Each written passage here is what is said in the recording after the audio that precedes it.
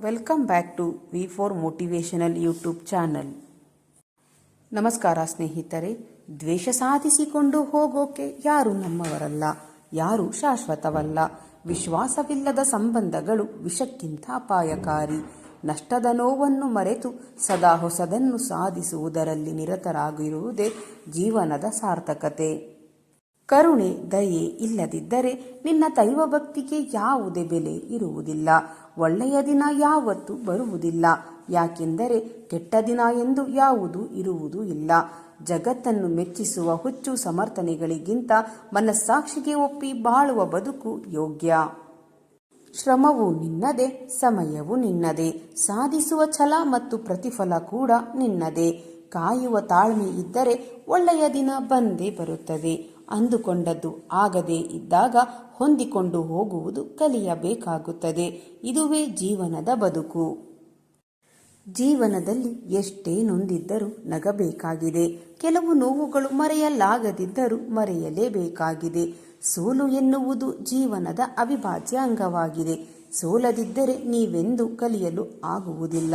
ಕಲಿಯದಿದ್ದರೆ ನೀವೆಂದೂ ಬದಲಾಗುವುದಿಲ್ಲ. ಬದಲಾಗದಿದ್ದರೆ ನಿಂತ ನೀರಾಗುತ್ತೀರಿ ಅಷ್ಟೇ. ನೆನಪಿರಲಿ ಸ್ನೇಹಿತರೆ, ಸೋಲು ಬದುಕಿನ ಅಂತ್ಯವಲ್ಲ. ಅದರಿಂದ ಉತ್ತಮ ಅನುಭವ ಪಡೆಯಬಹುದು. ಜೀವನದಲ್ಲಿ ಯಾರ ಮನಸ್ಸನ್ನು ಇಷ್ಟು ನೋಯಿಸಬೇಡಿ. ಆ ವ್ಯಕ್ತಿ ದೇವರ ಮುಂದೆ ನಿಂತು ನಿಮ್ಮ ಹೆಸರನ್ನು ನೆನೆದು ಕಣ್ಣೀರು ಹಾಕುವಷ್ಟು. ಏಕೆಂದರೆ ನೊಂದ ಹೃದಯದಿಂದ ಬಂದ ಕಣ್ಣೀರು ಹಾಗೂ ಕೂಗು ಭಗವಂತನಿಗೆ ಕೇಳಿಸಿಯೇ ಕೇಳಿಸುತ್ತದೆ. ನಿಮ್ಮ ಕರ್ತವ್ಯವನ್ನು ನೀವು ಪ್ರಾಮಾಣಿಕವಾಗಿ ಮಾಡಿ. ಫಲಿತಾಂಶವನ್ನು ಭಗವಂತನಿಗೆ ಬಿಟ್ಟು ಬಿಡಿ. ಕೇವಲ ನಿಮ್ಮ ಕರ್ಮ ನಿಮ್ಮ ಕೈಯಲ್ಲಿದೆ, ಫಲ ನಿಮ್ಮ ಕೈಯಲ್ಲಿ ಇಲ್ಲ. ನಿಮ್ಮ ಕರ್ತವ್ಯದಿಂದ ದೂರ ಓಡಬೇಡಿ. ಅದರ ಪರಿಣಾಮ ಒಳ್ಳೆಯದಾಗದಿದ್ದರೂ ಸಹ ಅದನ್ನು ಪೂರ್ಣಗೊಳಿಸಿ. ಯಾವುದು ಎಂದಿಗೂ ಸಾಧ್ಯವಿಲ್ಲ ಅಂದುಕೊಂಡದ್ದು ಸಾಧ್ಯವಾದಾಗ ಆಗುವ ಸಂತೋಷ ಅಷ್ಟಿಷ್ಟಲ್ಲ. ಅದಕ್ಕೆ ಯಾವುದೇ ಕೆಲಸ ಅಂದುಕೊಂಡದ್ದು ಆಗಬೇಕು ಎಂದರೆ ಕಾಯುವ ತಾಳ್ಮೆ ಇರಬೇಕು. ಪ್ರತಿಫಲ ತುಂಬ ಸಿಹಿಯಾಗಿರುತ್ತದೆ. ಮನುಷ್ಯ ಏನನ್ನಾದರೂ ಕಳೆದುಕೊಂಡರೂ ಅವನು ಶಾಂತ ಮತ್ತು ಸ್ಥಿರವಾಗಿದ್ದರೆ ಅವನು ಗೆಲ್ಲುತ್ತಾನೆ. ಮನಸ್ಸು ಹತೋಟಿಯಲ್ಲಿ ಇಲ್ಲದಿದ್ದರೆ ಮನಸ್ಸು ಮೃಗಾಲಯದಂತೆ. ಕಾಣದ ದಾರಿಯಲ್ಲಿ ನಿನ್ನವರನ್ನು ಹುಡುಕಬೇಡ. ನಿನ್ನ ದಾರಿಯಲ್ಲಿ ನಿನಗಾಗಿ ಬಂದವರನ್ನು ಕಳೆದುಕೊಳ್ಳಬೇಡ. ಪ್ರತಿ ವಸ್ತುವಿಗೂ ಬೆಲೆ ಕಟ್ಟುವಷ್ಟು ಸಿರಿವಂತನಾಗು. ಆದರೆ ಪ್ರತಿಯೊಬ್ಬರ ಭಾವನೆಗಳಿಗೆ ಬೆಲೆ ಕೊಡದಷ್ಟು ಬಡವನಾಗಬೇಡ. ಜೀವನದಲ್ಲಿ ಯಾರ ಮೇಲೆ ಜವಾಬ್ದಾರಿಯು ಅಪಾರವಾಗಿ ಇರುವುದೋ ಅವರಿಗೆ ಕಷ್ಟ ಸುಖ ಎರಡೂ ಲೆಕ್ಕಕ್ಕೆ ಬರುವುದಿಲ್ಲ. ಯಾರ ಹಂಗೂ ಬೇಕಿಲ್ಲ. ಬದುಕಲು ನಿನ್ನ ಬುದ್ಧಿವಂತಿಕೆ ಮುಖ್ಯ ಅಷ್ಟೇ. ಕಾಣದ ಕೈಗಳಿಂದ ಸಾವಿರಾರು ಕುತಂತ್ರಗಳು ನಡೆದೇರೇನಂತೆ ಮೇಲೊಬ್ಬ ಎಲ್ಲವನ್ನು ವೀಕ್ಷಿಸುತ್ತಿರುವನು. ನಿಮ್ಮ ಕಣ್ಣೀರಿನ ಎಲ್ಲ ಹನಿಗಳಿಗೆ ಒಂದಲ್ಲ ಒಂದು ದಿನ ನ್ಯಾಯ ನೀಡುವನು. ಸಮಯ ಕೂಡಿ ಬರುವವರೆಗೆ ಕಾಯುವುದೇ ಬದುಕು. ಅಧಿಕಾರಕ್ಕಾಗಿ ಹೋರಾಡಿ. ಆದರೆ ಯಾವುದರ ಮೇಲೆ ನಿಮಗೆ ಅಧಿಕಾರವಿಲ್ಲವೋ ಅದರ ಮೋಹವನ್ನು ಬಿಟ್ಟು ಬಿಡಿ. ಒಳ್ಳೆಯತನ ಶಾಪವೋ ಅಥವಾ ವರದಾನವೋ ಗೊತ್ತಿಲ್ಲ. ಆದರೆ ಕೊನೆಗೆ ಕೆಟ್ಟವನೆಂಬ ಅಪವಾದ ಸಿಗುವುದು ಮಾತ್ರ ಖಂಡಿತ. ಕೋಪದಿಂದ ಮಾತನಾಡಿದರೆ ಗುಣವನ್ನು ಕಳೆದುಕೊಳ್ಳುತ್ತೀರಿ. ಹೆಚ್ಚಾಗಿ ಮಾತನಾಡಿದರೆ ಶಾಂತಿಯನ್ನು ಕಳೆದುಕೊಳ್ಳುತ್ತೀರಿ. ಅನಗತ್ಯವಾಗಿ ಮಾತನಾಡಿದರೆ ಕೆಲಸವನ್ನು ಕಳೆದುಕೊಳ್ಳುತ್ತೀರಿ. ಅಹಂಕಾರದಿಂದ ಮಾತನಾಡಿದರೆ ಪ್ರೀತಿಯನ್ನು ಕಳೆದುಕೊಳ್ಳುತ್ತೀರಿ. ಸುಳ್ಳು ಮಾತನಾಡಿದರೆ ಹೆಸರನ್ನು ಕಳೆದುಕೊಳ್ಳುತ್ತೀರಿ. ವೇಗವಾಗಿ ಮಾತನಾಡಿದರೆ ಮಾತಿನ ಅರ್ಥವನ್ನು ಕಳೆದುಕೊಳ್ಳುತ್ತೀರಿ. ಪ್ರೀತಿಯಿಂದ ಮಾತನಾಡಿದರೆ ಎಲ್ಲವನ್ನು ಗಳಿಸಿಕೊಳ್ಳುತ್ತೀರಿ. ಯಾರ ಹಂಗೂ ಬೇಕಿಲ್ಲ. ಬದುಕಲು ನಿನ್ನ ಬುದ್ಧಿವಂತಿಕೆ ಮುಖ್ಯ ಅಷ್ಟೇ. ನಾಳೆಯ ಒಳಿತಿಗಾಗಿ ಇಂದಿನ ಕೆಲಸವನ್ನು ಮೀಸಲಿಡುವುದು ತಪ್ಪಲ್ಲ. ಆದರೆ ಬರೀ ನಾಳೆಯ ಚಿಂತೆಯಲ್ಲಿನ ಇಂದಿನ ಸಂತೋಷವನ್ನು ಕಳೆದುಕೊಳ್ಳುವುದು ತಪ್ಪು.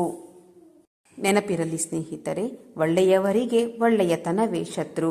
ಅದೆಷ್ಟೇ ಕಷ್ಟಗಳು ಬಂದರೂ ಸರಿಯೇ, ಧೈರ್ಯ ಕಳೆದುಕೊಳ್ಳಬಾರದು. ಉದುರಿದ ಎಲೆಗಳು ಎಂದಿಗೂ ಬೇರನ್ನು ಅಲುಗಾಡಿಸಲಾರವು.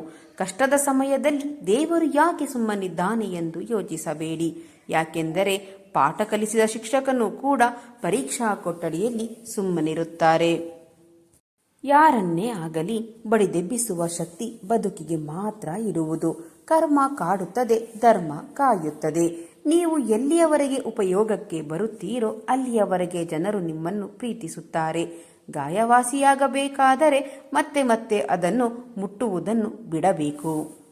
ಕಹಿ ನೆನಪುಗಳು ಹಾಗೆಯೇ, ನೆನೆಯುವುದನ್ನು ಬಿಡಬೇಕು. ನಿನ್ನ ಕೋಪವೇ ನಿನಗೆ ಶತ್ರು. ಕೋಪದಿಂದ ಅವಿವೇಕ ಪ್ರಾಪ್ತವಾಗುತ್ತದೆ. ಅವಿವೇಕದಿಂದ ಮತಿಭ್ರಮಣೆ ಉಂಟಾಗುತ್ತದೆ. ಮತಿ ಭ್ರಮಣೆಯಿಂದ ಬುದ್ಧಿನಾಶ. ಬುದ್ಧಿನಾಶ ಆದಾಗ ಸರ್ವವು ನಾಶವಾಗುತ್ತದೆ. ನಮ್ಮ ಬದುಕಿನ ಕರ್ಮಗಳನ್ನು ಭಯ ಭಕ್ತಿಯಿಂದ ನಿಷ್ಠೆಯಿಂದ ಪರಮಾತ್ಮನ ಮೇಲೆ ನಂಬಿಕೆ ಇಟ್ಟು ಮಾಡಲು ಮುಂದಾಗಬೇಕು. ಯಾಕೆಂದರೆ ನಮ್ಮ ಕರ್ಮಗಳ ಮೇಲಿನ ಸ್ವನಂಬಿಕೆ ಮತ್ತು ಅದರ ಮೇಲಿನ ನಿರಂತರ ಪ್ರಯತ್ನವು ಕರ್ಮಗಳನ್ನು ಯಶಸ್ವಿಗೊಳಿಸುವ ಸೂತ್ರವಾಗಿರುತ್ತದೆ. ನಾವು ಬೇರೆಯವರಿಂದ ಪ್ರೀತಿ ಅಥವಾ ಸ್ನೇಹವನ್ನು ನಿರೀಕ್ಷಿಸುವ ಮನೋಭಾವವನ್ನು ಹೊಂದಿದ್ದರೆ ನಮ್ಮ ಮನೋಧೋರಣೆಯೂ ಕೂಡ ಅವರ ದೃಷ್ಟಿಯಲ್ಲಿ ಗೌರವದ ಪ್ರಮಾಣಕ್ಕೆ ಅನುಗುಣವಾಗಿರಬೇಕು. ನಮ್ಮ ಮನಸ್ಸಿನ ಮೂಲಕ ಆಡುವ ಕೆಟ್ಟ ಚಿಂತನೆಗಳಿಗಿಂತಲೂ ನಮ್ಮ ಮಾತಿನ ಮೂಲಕ ಮಾಡುವ ಕೆಟ್ಟ ಮಾತುಗಳ ಪಾಪವು ಮಹತ್ತರವಾದದ್ದು. ಆದ್ದರಿಂದ ದುಷ್ಟ ಮಾತುಗಳಿಂದ ನಾಲಿಗೆಯನ್ನು ದೂರವಿಡಬೇಕು. ಪ್ರತಿಯೊಬ್ಬ ವ್ಯಕ್ತಿಯ ಬದುಕಿನಲ್ಲಿಯೂ ಕೊರತೆಗಳಿರುವುದು ಸರ್ವೇ ಸಾಮಾನ್ಯ. ಹಾಗೆಂದು ಆ ಕೊರತೆಗಳ ಪಟ್ಟಿಗಳನ್ನು ಇಟ್ಟುಕೊಂಡು ಹೆಚ್ಚು ಕಾಲ ಚರ್ಚೆ ಮಾಡುವುದು ಉತ್ತಮವೇ. ಆದರೆ ಅದರಿಂದ ಯಾವುದೇ ಪ್ರಯೋಜನವೂ ಬಾರದು. ದೋಷಪೂರಿತ ವ್ಯಕ್ತಿಯೊಳಗಿನ ಸತ್ಕರ್ಮಗಳನ್ನು ಗುರುತಿಸುವ ಮನಸ್ಸನ್ನು ನಾವು ತಯಾರಿಸಬೇಕು. ಈ ಜಗತ್ತು ಪ್ರತಿ ಕ್ಷಣ ಚಲಿಸುತ್ತದೆ, ಬದಲಾಗುತ್ತದೆ ಮತ್ತು ತಿರುಗುತ್ತದೆ. ಹಾಗೆಯೇ ನಾವು ಕೂಡ ಪ್ರತಿ ಕ್ಷಣ ಓಡಾಡುತ್ತೇವೆ, ತಿರುಗುತ್ತೇವೆ ಮತ್ತು ಬದಲಾವಣೆ ಹೊಂದುತ್ತೇವೆ. ನಮ್ಮನ್ನು ಮೀರಿರುವ ಒಂದು ಪರಮಾತ್ಮನ ವಿಶೇಷ ಶಕ್ತಿ ಇದೆ ಎಂಬುದನ್ನು ಮೊದಲು ನಾವು ಅರಿಯಬೇಕು.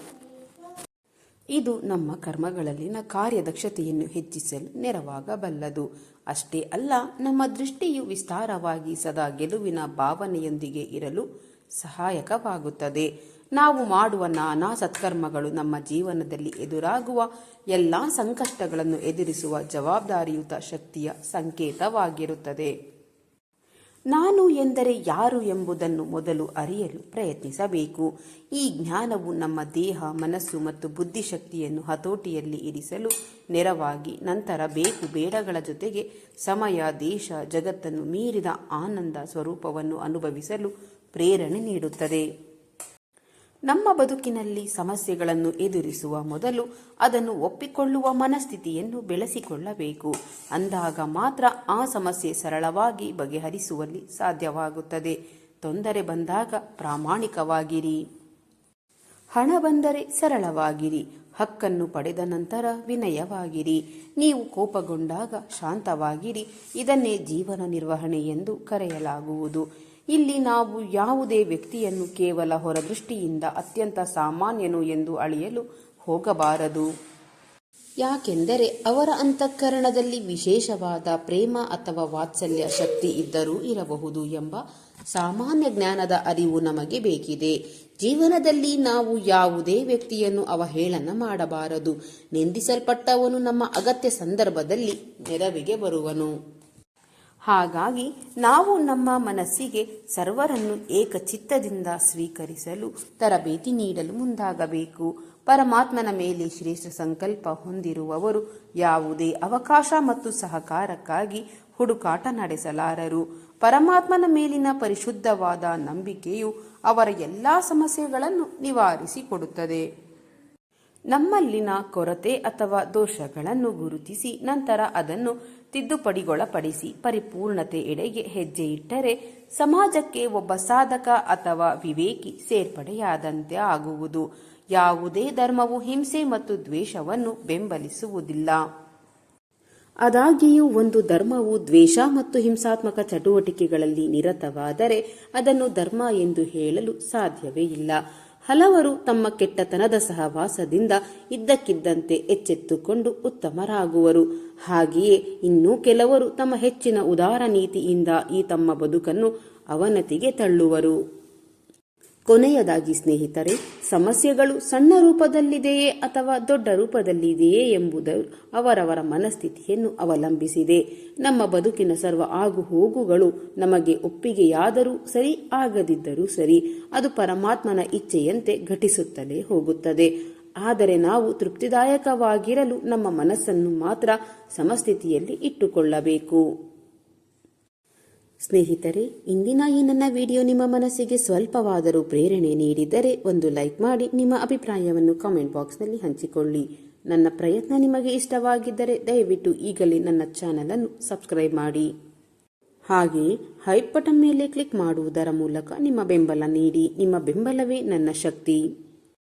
ಮತ್ತೆ ಮುಂದಿನ ವಿಡಿಯೋದಲ್ಲಿ ಇದೇ ರೀತಿಯ ಹೊಸ ಮೋಟಿವೇಶನಲ್ ಮಾಹಿತಿಯೊಂದಿಗೆ ಭೇಟಿಯಾಗೋಣ.